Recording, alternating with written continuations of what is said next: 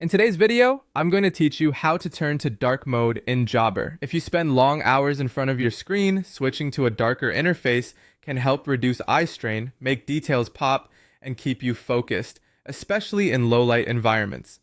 Let's walk through it together in a clear, simple way. First, open your browser and go to Jobber, then sign in so you land on your main dashboard.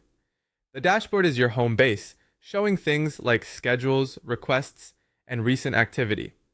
Once you're here, look toward the very top right of the screen.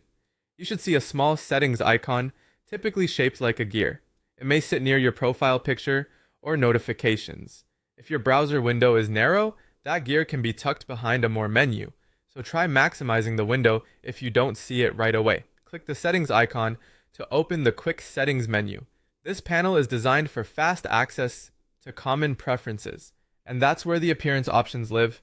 Right in this menu, you'll find the dark mode option. There's no hunting through deep menus or saving extra changes. Jobber makes it easy to spot. Go ahead and click dark mode. The switch is instant. You'll notice the background shifts to deeper shades, text becomes lighter for contrast, and interface elements like sidebars and calendars adapt to the darker theme. This change is purely visual.